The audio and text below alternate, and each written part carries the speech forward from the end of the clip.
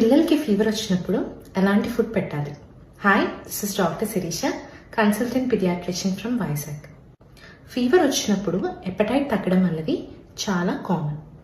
వాళ్ళకి అలాంటప్పుడు మీరు ఫుడ్ పెట్టడం మీద కంటే హైడ్రేషన్ మెయింటైన్ చేయడానికి ఎక్కువగా ఇంపార్టెన్స్ ఇవ్వండి.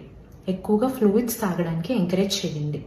ఫ్లూయిడ్స్ అంటే మనకి ఓరల్ రీహైడ్రేషన్ సొల్యూషన్ కానీ, కోకోనట్ వాటర్ కానీ, బార్లీ, జావా ఇలాంటివి పట్టించడానికి ట్రై చేయండి. అంతేకాని ఫ్రూట్ జ్యూసెస్ లాంటివి ఎక్కువగా పట్టకండి. నెక్స్ట్ వచ్చేసి ఫీవర్ తగ్గడానికి ఫస్ట్ మీరు పారాసెటమాల్ లాంటి మెడికేషన్స్ ఇవ్వచ్చు.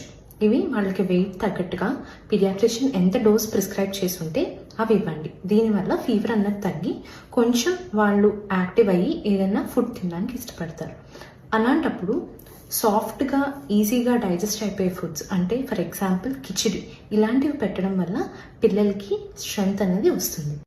And third and the most important point is ఎంతసేపటికి ఫీవర్ని తగ్గించడం కాకుండా అసలు ఫీవర్ ఎందుకు వచ్చింది అన్నది తెలుసుకోవడానికి మీకు దగ్గరలో ఉన్న డాక్టర్ గారి దగ్గరికి తీసుకెళ్ళండి.